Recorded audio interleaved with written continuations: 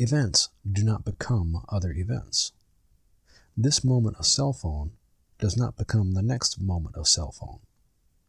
So both time and world are discontinuous. Discontinuity is true both for small objects, like iPhones, and large objects, like the Transamerica Pyramid. No one moment of the Transamerica Pyramid becomes the next. There is this event, this moment of the Transamerica Pyramid, a massive event of steel and concrete and glass and cables and sheetrock. And there is another moment of the Transamerica Pyramid. But one moment of Transamerica Pyramid does not become the next.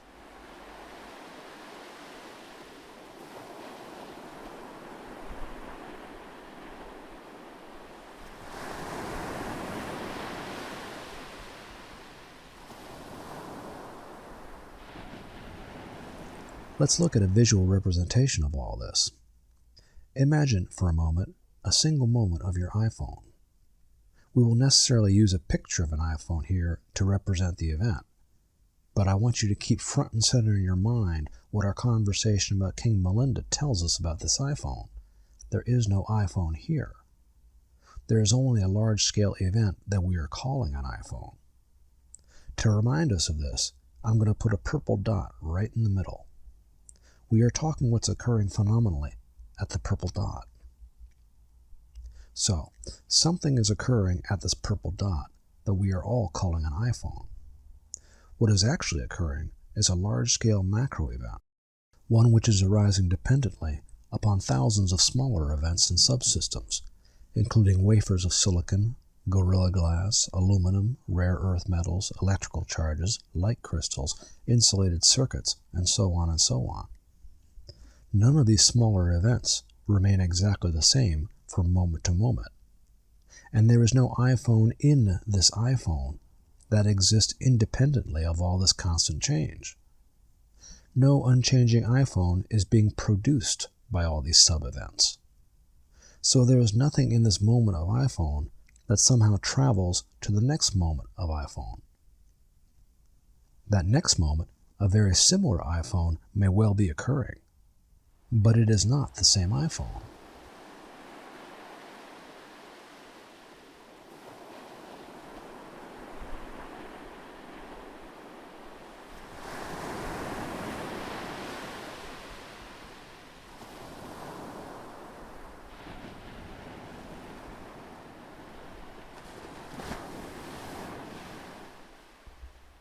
This moment of iPhone is arising dependently not just on the silicon wafers and charging system and processor chips and so on, but also upon rare earth miners in Africa, Irish tax shelters, Silicon Valley venture capitalists, and the entire global financial system.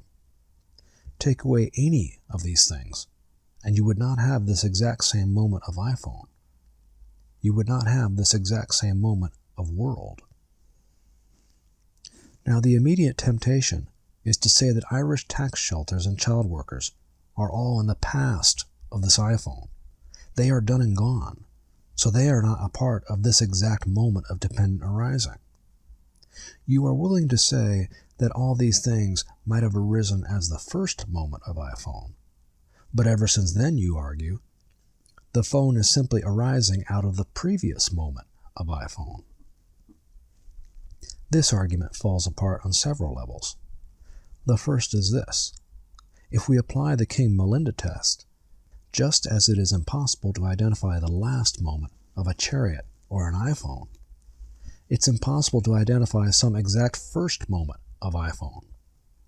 If we ask the Dalai Lama, an 8-year-old boy, a Ukrainian hacker, Steve Jobs, and Kim Kardashian all to identify the first moment of an iPhone, none of them will agree. Another way of looking at it is this. Since there is no iPhone residing in the iPhone, there is never any moment of the iPhone, and certainly no first moment of iPhone. More importantly, as we've seen, there is no iPhone that is traveling through time. One event of iPhone does not become the next event of iPhone. So whatever is arising in front of our eyes is arising this instant. It is always the first moment of iPhone. Writ large, just as each moment of iPhone is the first moment of iPhone, each moment of world is the first moment of world. The world is not a collection of iPhones and other solid objects existing in and traveling through time. Just as this iPhone occurs afresh each moment, the world occurs afresh each moment.